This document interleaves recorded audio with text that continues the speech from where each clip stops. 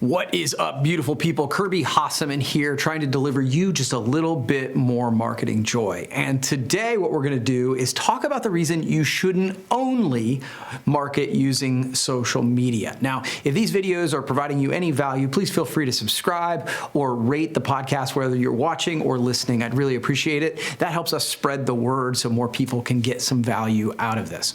So today, let's talk about why you should not only be marketing on social media. Now, what I want to do first is to clarify. I am a big fan of utilizing social media and content marketing to market your business. I think it's one of the most important tools that most of us are not utilizing. As a matter of fact, it is one of the letters in my target marketing framework. It's R. It talks about reach and building your reach and reaching across platforms to build your audience. The problem I'm seeing now, and the reason I felt compelled to sort of make this video, is I'm seeing more young marketers, more young entrepreneurs who have grown up with social media and see its power, right? But they only use that one tool to market their business or their organization or their cause. And here's the thing, for years I've been banging the drum, right? Trying to get people to utilize social media and utilize it in a way that makes sense for their business. And so this is a weird kind of video for me to make. But on the other side, it's just like anything else. We can always swing the pendulum too far. And so I'm seeing young entrepreneurs, inexperienced marketers who are like, okay, I have done social media, so I'm good. And so I want to talk to you about a few reasons why you shouldn't only be utilizing social media. You should use social media, but it shouldn't be the only tool in the toolbox. The first reason is just like what I just said. It's like it makes us feel like we've done activity, we've done the marketing work, and then once we've put it out there, we're finished. We've done the work, and so everybody knows. And I've just seen this happen enough where someone who has started a business and they're like, well, I posted the event on Facebook, or I posted this on TikTok, or I put it on Instagram, and then I don't understand why people aren't flocking to my store or sending me money right away. And I think that the other piece around this is that we put it out there and we're like, okay, we've put it out there, so we've communicated this and our job is done. And I think because it does take it takes more work than maybe we think that that activity is all we need to do. And so that's one of the mistakes I see sort of young entrepreneurs and marketers make, is that they're like, okay, I've done the work, I'm all finished. But here's the dirty little secret when it comes to social media, and let's just use Facebook as an example, but all of the platforms use an algorithm of some sort, and the algorithm has a lot of impact over what is seen and what is not seen. Studies will tell you that a lot of times if you have a Facebook page and you have a nice following on Facebook, a post will only show up to about 3%, 3 to 5% of the people who are following you on Facebook. So if you have 1,000 followers, 1,000 people don't see it. Only 3% will organically see that, unless it turns out that it's a really engaging post. People are really into it. They're liking, they're commenting, they're sharing. And then the algorithm will see that that's interesting and then show it to more people.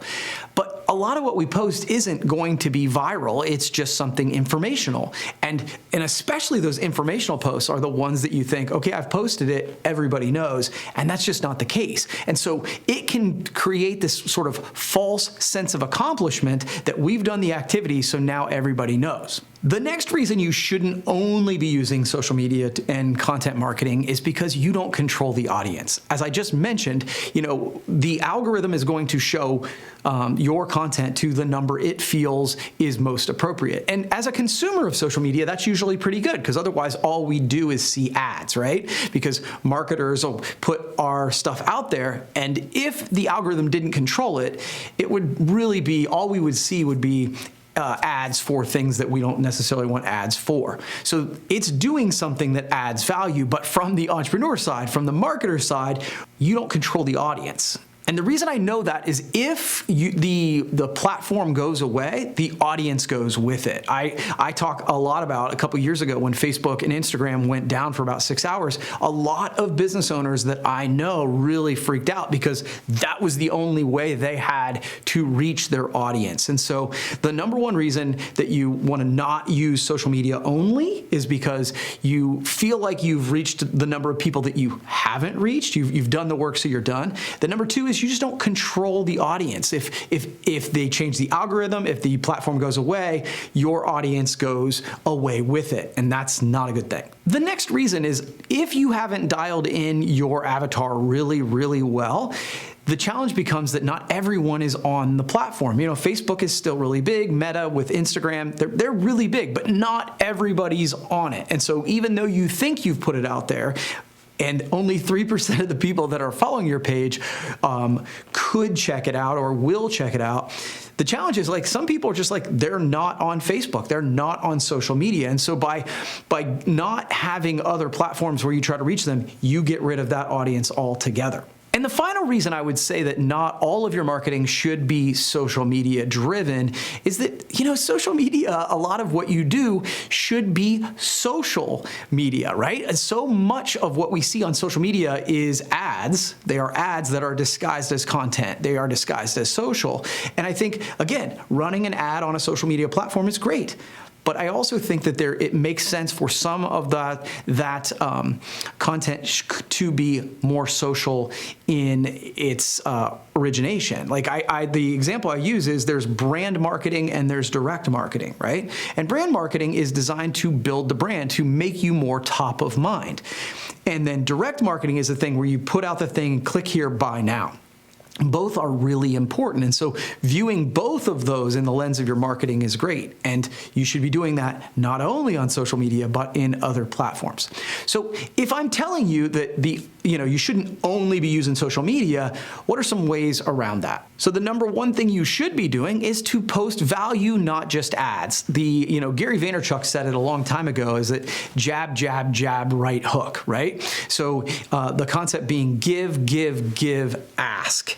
And if you know a right hook is coming, you can duck, right? So provide value and then occasionally mix in ads. So building that brand and then going for the direct marketing. Number two thing you should do with social media, build your brand, of course, but also build your list. One of the things that I talk a lot about is the difference between rented media and owned media. Rented media is what we do most of the time when advertising. We rent access to an audience that somebody else has built. And social media is still rented media. It goes back to the idea that if the platform goes away, the audience goes with it. You don't really own it. So utilizing social media to then do lead magnets, to have people sign up for your newsletter, to do reports, create content that then drives them to sign up for your owned media so that you get to communicate to them when you want. Now you might say, well, I don't want to send out 1 million emails. That's fine.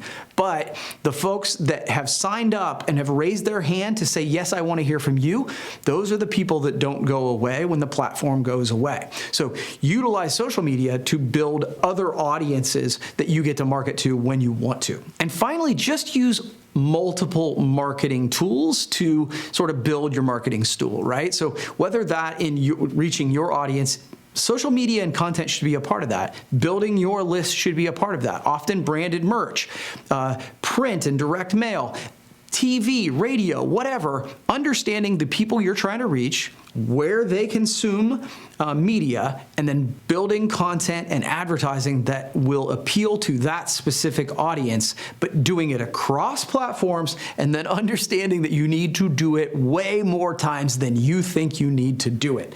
That's one of those mistakes I think with social media. Well, I put it out there and it's out there. People are busy. They have their own lives, and we need to be talking to them more than we think. There's all kinds of different studies out there, but the one I saw most recently is that you need to hear a message 13 times before it starts to break through. And the thing is, we live in a more and more noisy world, so maybe that number's even higher. So use multiple marketing tools and repeat, repeat, repeat.